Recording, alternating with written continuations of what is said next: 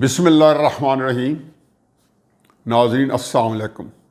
تاریخی پس منظر میرا ذرا سٹائل فرق ہے، میں تاریخی پس منظر ضرور بتاتا ہوں کیونکہ اسی سے سبق سیکھنا ہوگا، کیونکہ وہ مثالیں ایسی ہیں جو بالکل منطبق ہیں، ہمارے مطابق چل رہی ہیں۔ عسکری اداروں کے خود ساختہ ترجمان ہیں وہ بھی اور اپوزیشن بھی، کہ حالات کو اگر فوراً قابو نہ کیا گیا اور اس کو مذاکرات کی ٹیبل پہ نہ لایا گیا، اور یہ جو انتہائی پوزیشن ہر بندہ لے رہا ہے کہ نواز شریف صاحب نے ایک پوزیشن لی تو اس کے مقابلے میں ان کو بھی انتہا کی پوزیشن پر نتھی کر دیا گیا، بلکہ ساری اپوزیشن کو گوادار ہیں۔ تو اس صورتحال کے اندر جب سارے پوزیشن انتہا پہ ہیں تو یہ مذاکرات جو ہیں وہ کیسے ممکن ہوں گے؟ مشکل ہوتا ہے، کتنے آسان ہیں، اور میرا خیال ہے کہ اگر ناممکن نہیں تو انتہائی مشکل ہو گئے ہیں۔ میں اس سے پہلے تھوڑا سا سرسی 2-3 باتیں ضرور کروں گا کہ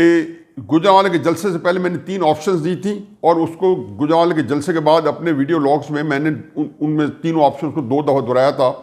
میں نے کہا تھا پہلی آپشن یہ ہے کہ اس کو ہر طریقے سے اپوزیشن کی جو تحریک ہے اس کو کرش کر دیا جائے، عسکری ادارے اور عمران خان کی حکومت ایک پیج پہ آ کے، اور اس کے اندر یہ ہے کہ یا کوئی اور طریقہ کار کیا جائے تو ان کے لیے آسودگی ہے۔ اگر آج بھی اس کو کرش کرنے میں کامیاب ہو جائیں، جس کا وہ ابھی تک اعتماد کا اظہار کر رہے ہیں، کل شیخ رشید صاحب بھی بیٹھے ہوئے تھے، اور بھی بہت سارے ہمارے جو میڈیا کے جو فرمائشی پروگرام کرنے والے جو ہیں، جن کو خاص طریقے سے ان سے ویڈیو لاگس کروائے جا رہے ہیں بڑے پیمانے پہ، اور ساتھ ہی ان کو مین سٹریم میڈیا سے بھی پچھلے کئی سالوں میں پورا مین سٹریم میڈیا نیوٹرل بات کرنے والے یا جو بات گراں گزرتے ان کے ہاتھ سے لے کے جو چند لوگ تھے لے کے مکمل طور پہ ان کے پاس دے دیا گیا۔ ان کے یہ چہرے آپ کو ہر بڑے پرائم ٹائم پہ نظر آئیں گے۔ یہ فرمائشی پروگرام کرنے والے جو اینالسٹ ہیں، جو اپنے ویلاگس بھی کر رہے ہیں، بہرحال ان کی رائے میں اس لیے بھی اہمیت دیتا ہوں کہ بٹوین دا لائنز وہ جو بات کرتے ہیں اس کی بڑی اہمیت ہوتی ہے۔ آپ نے دیکھا نہیں کہ 1.5-2 سال پہلے یہ سارے لوگ جو تھے جن کی سپورٹ عمران خان انجوائے کر رہا تھا، انہوں نے یکدم بزدار کے بہانے عمران خان صاحب کو آڑے ہاتھوں لیا، تو لوگوں نے ان کی ویڈیو وائرل بھی کی کہ دیکھو یہ عمران خان کے یا بزدار کے خلاف بول رہے ہیں۔ تو یہ وہ میں سمجھتا تھا موقف تھا جو ہماری جو اسٹیبلشمنٹ ہے ان کے ذہن میں تھا، اور میں ہمیشہ سمجھتا تھا کہ اسٹیبلشمنٹ جو ہے وہ بزدار کو کے حق میں نہیں رہی، اس کے لیے کوئی راکٹ سائنس نہیں چاہیے تھی سمجھنے میں۔ اور یہ ان لوگوں کی باتیں عمران خان صاحب نے پروٹیسٹ بھی کیا تھا کہ میڈیا مجھے خواہ مخواہ میرے خلاف ہو گیا، تو وہ پروٹیسٹ ہمارے خلاف عام میڈیا کے بارے میں نہیں تھا، جن لوگوں نے ان کو یہ سہولت دی ہوئی تھی، میں کئی دفعہ کہہ چکا ہوں کہ وہ سہولت واپس لے لی گئی اس حد تک۔ تو چنانچہ انہوں نے بھی جو باتیں کی وہ یہی کہیں گے سسٹم جو ہے لپیٹ دیا جائے گا۔ یہ بات پچھلے 2-3 دن سے انہوں نے یہ قائم کی ہے جب سے کوئٹہ کا جلسہ ہوا ہے، اور نواز شریف صاحب کی تقریر جو تھی گجرانوالہ کی جو تھی پہلی تقریر سے جو تقریر نمبر 1 تھی، گجرانوالہ کی تقریر نمبر 4 تھی، کوئٹہ کی تقریر نمبر 5 تھی، تو تقریر نمبر 4 جو تھی وہ 4 گنا زیادہ سخت تھی تقریر نمبر 1 سے، اور یہ آگے کوئٹہ میں اس کی دگنی ہو گئی۔ تو اس کے بعد میں بتایا جی کہ اب سسٹم لپیٹ دیا جائے گا۔ میں مین سبجیکٹ میں جانے سے پہلے یہ کیوں ذہن میں آیا کہ سسٹم لپیٹ دیا جائے گا؟ اس لیے آئے گا کہ آپ کو یاد ہوگا کہ کوئی چند مہینہ 1.5 مہینے پہلے عمران خان صاحب نے ایک خبر آئی تھی جس کو اتنا میڈیا نے کوریج نہیں دی، کہ اس نے اپنے وزیروں کو، مشیروں کو، پارٹی کے لوگوں کو کہا کہ خبردار کوئی بندہ عسکری قیادت کا نام ملے۔ پھر اس کے بعد ایک ایسی آئی تھی کہ جس میں کہنا چاہیے کہ تنوع جو تھا وہ پبلک کے اندر بھی کسی نہ کسی طریقے سے میڈیا کے اندر بھی اس کا احاطہ کیا جا رہا تھا۔ پھر یہ جو فرمائشی پروگرام کرنے والے ہمارے تجزیہ نگار ہیں جن کو فرمائش کے اوپر رکھا گیا ہے، میڈیا کے اندر انسٹال کیا گیا ہے، تو یہ انسٹالڈ لوگ جو ہیں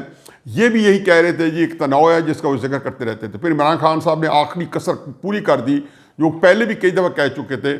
جب آرمی چیف محمد ڈیم آج سے 2 سال پہلے 2.5 سال پہلے محمد ڈیم کے افتتاح پر وزیر اعظم بنے، ان کو چند ماہ ہو گئے تھے، تو انہوں نے وہاں پہ آرمی چیف صاحب بیٹھے تھے سامنے، تو انہوں نے کہا تھا کہ NRO نہیں دوں گا، پاکستان سے غداری ہوگی، NRO نہیں دوں، NRO کے لیے اگر اقتدار چھوڑنا پڑا تو اقتدار چھوڑ دوں گا۔ تو یہ کس کو کہہ رہے تھے؟ دونوں وہاں پہ بیٹھے تھے ہمارے بڑے، تو ان کے سامنے یہ کہہ رہے تھے، ان کو سنا رہے تھے۔ پھر میں نے پہلے بھی کہہ چکا ہوں جب وہ کہتے تھے بزدار کہیں نہیں جا رہا، تو یہ مجھے نہیں کہہ رہے تھے، یہ اپنی پارٹی کو نہیں کہہ رہے تھے، یہ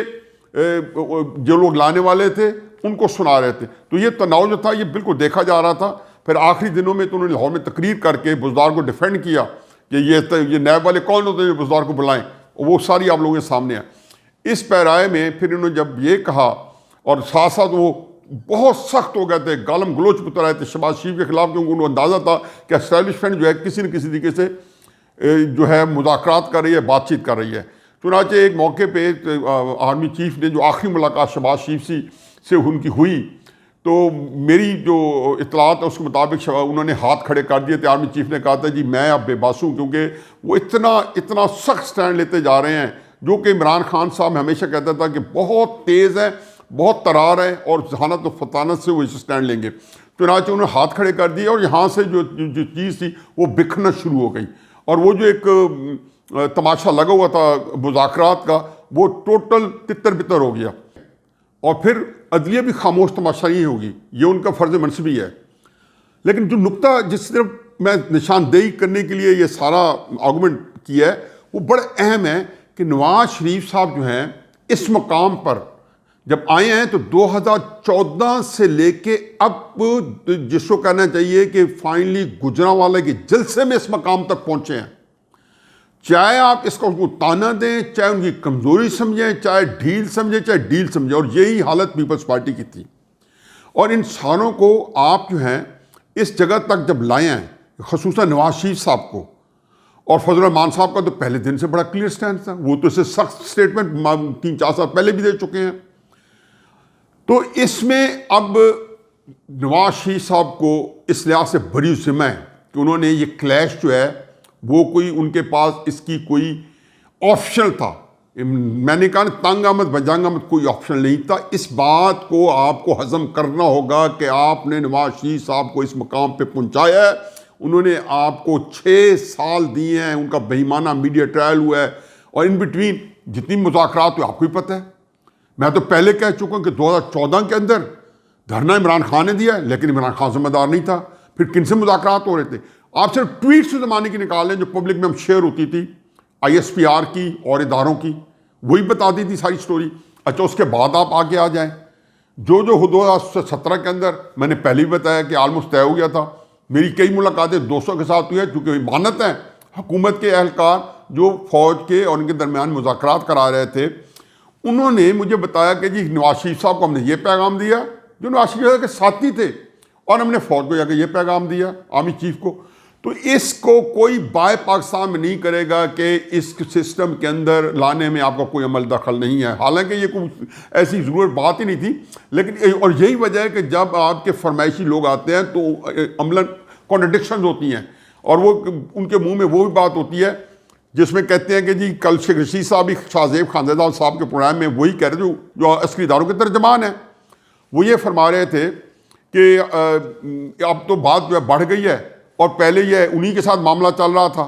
تو اور ہر جگہ یہ خواجہ آصف کا فون کا بھی میں نے ذکر کیا. یہ ساری چیزیں تھیں. یہ تو خیر لوگوں کی کنزمپشن کے لیے ہر آدمی کو چاہیے تھا,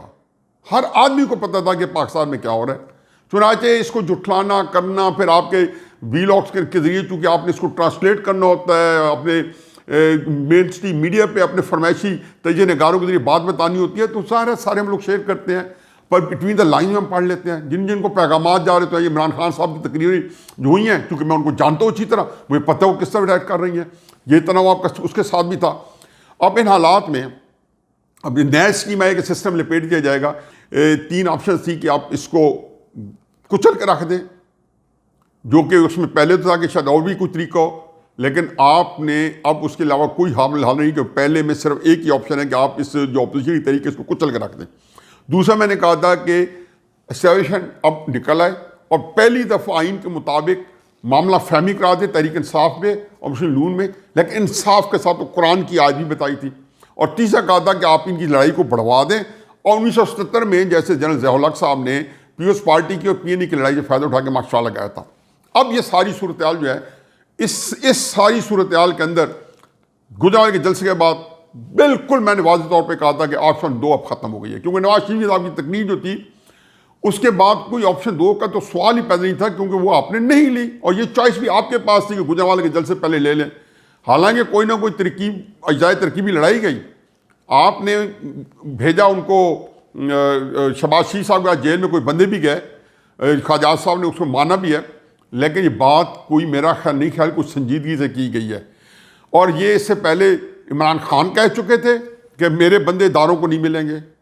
اور وہ ان کی فرسٹریشن تھی جو انہوں نے بتائی تھی،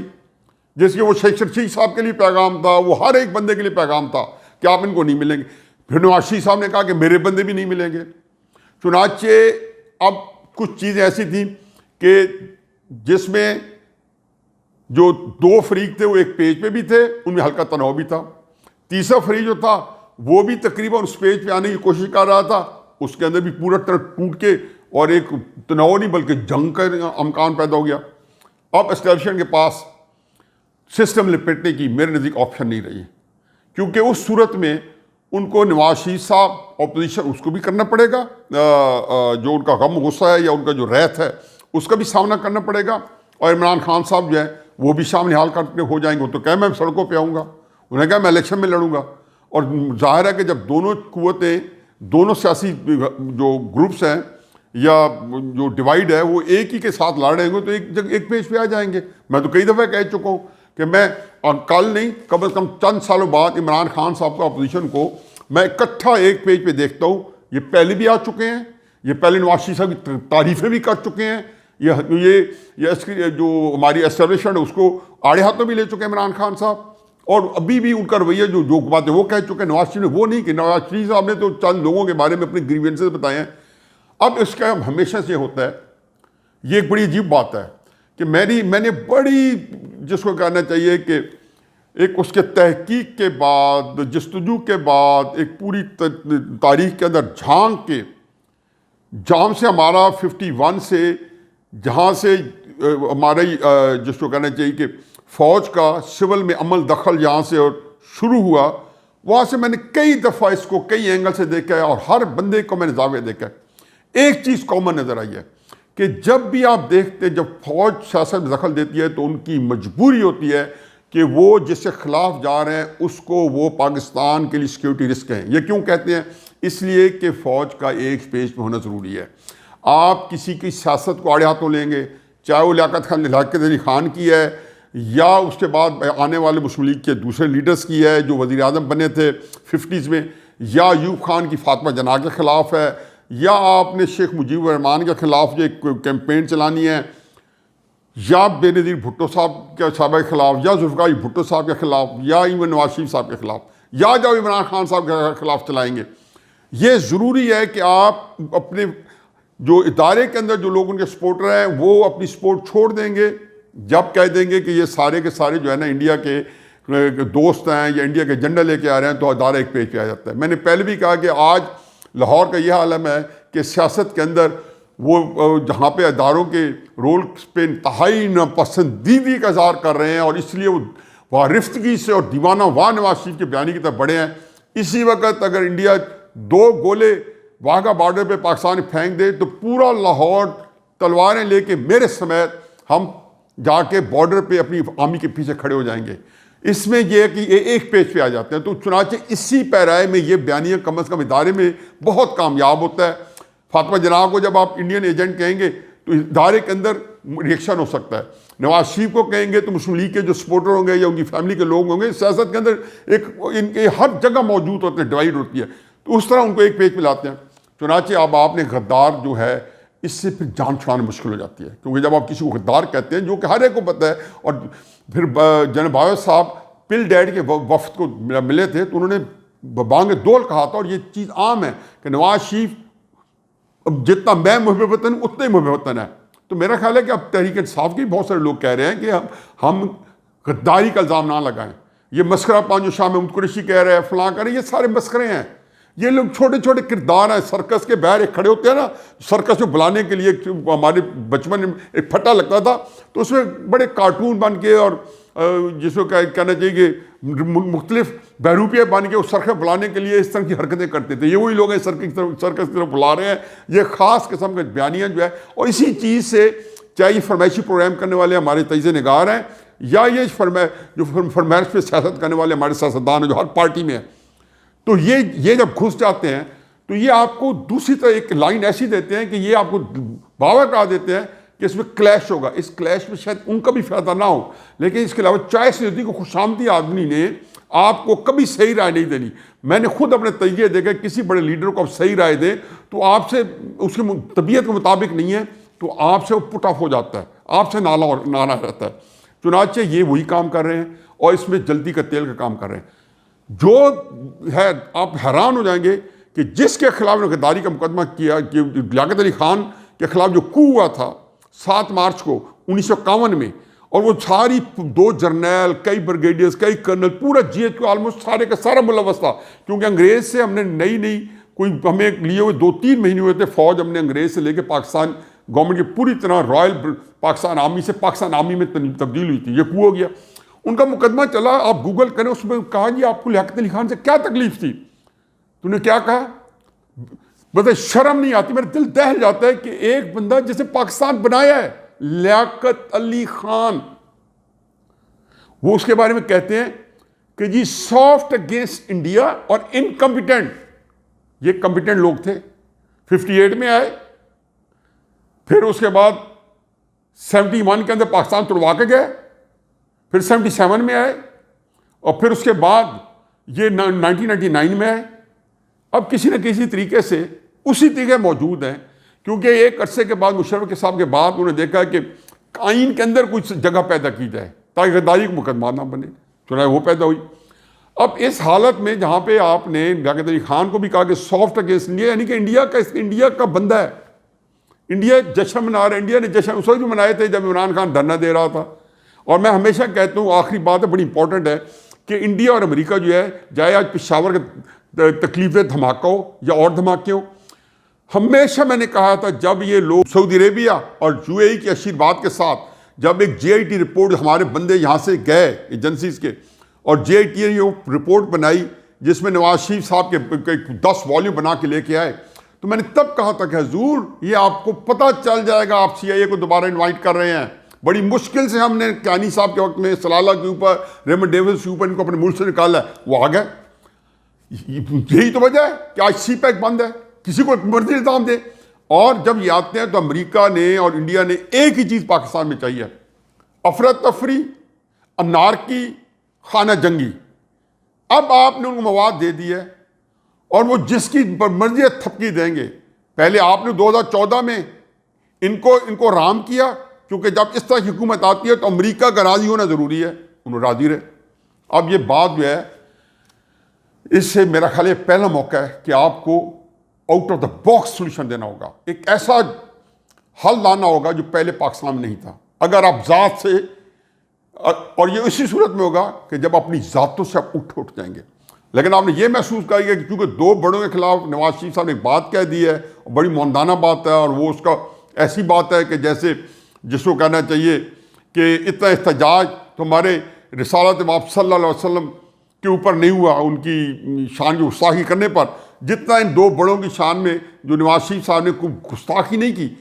گریونسز یہ ہیں جس کا کہا جا سکتا ہے کہ آپ غلط کہہ رہے ہیں, اس کی وجہ یہ ہے, اس کی وجہ یہ ہے. اس کا جواب کوئی نہیں دیتا,